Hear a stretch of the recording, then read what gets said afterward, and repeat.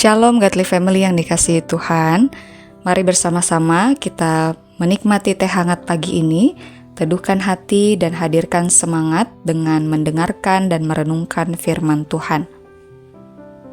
Firman Tuhan hari ini terambil dari Kisah Para Rasul 7 ayat 35 sampai 42. Demikian bunyi firman Tuhan.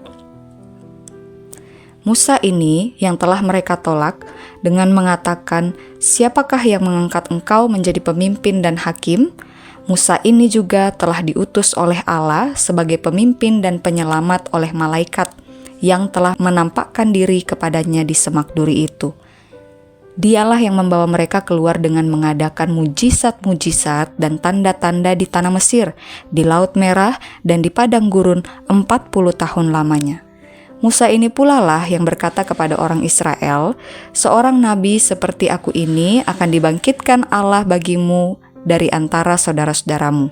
Musa inilah yang menjadi pengantara dalam sidang jemaah di padang gurun, di antara malaikat yang berfirman kepadanya di gunung Sinai dan nenek moyang kita, dan dialah yang menerima firman-firman yang hidup untuk menyampaikannya kepada kamu.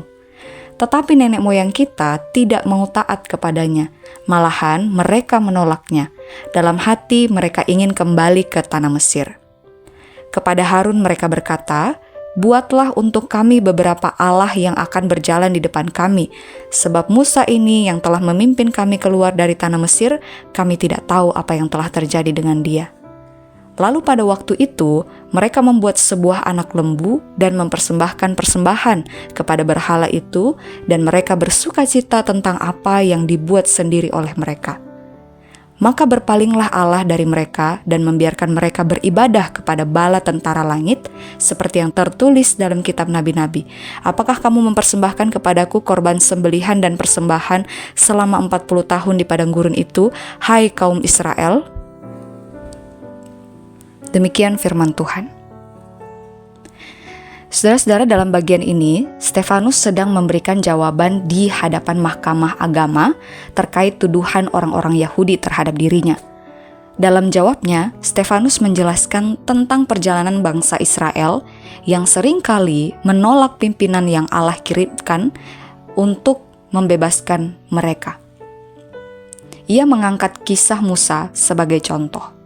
Ketika Allah memanggil Musa untuk menyelamatkan bangsa Israel dari perbudakan di Mesir, mereka malah menolak dan bahkan meragukan siapa sebenarnya Musa itu. Mereka berkata, "Siapa yang mengangkat engkau menjadi pemimpin dan hakim?" Di dalam ayat 35. Saudara, meskipun Musa adalah pemimpin yang dipilih Allah, mereka menolak untuk mengikutinya. Saudara, hal ini bukanlah kali pertama bangsa Israel menolak pemimpin yang Allah utus. Dalam perjalanan panjang sejarah mereka seringkali menolak Allah dan rencananya. Di sini kita bisa melihat bahwa penolakan terhadap pemimpin yang Allah pilih mencerminkan penolakan terhadap Tuhan itu sendiri. Allah terus memberikan kesempatan kepada bangsa Israel untuk bertobat, namun mereka lebih memilih jalan mereka sendiri. Dan Musa sebagai imam sebenarnya adalah gambaran awal dari Yesus Kristus, imam yang sejati.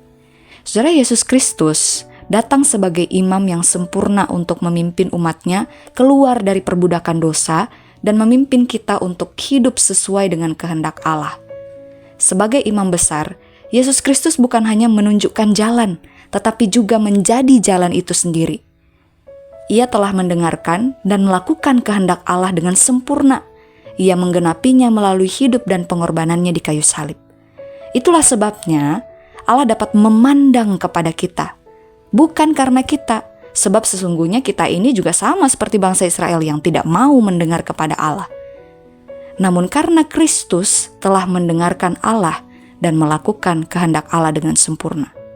Dialah imam sejati yang memimpin setiap langkah kita agar kita dapat mendengar dan melakukan kehendak Bapa.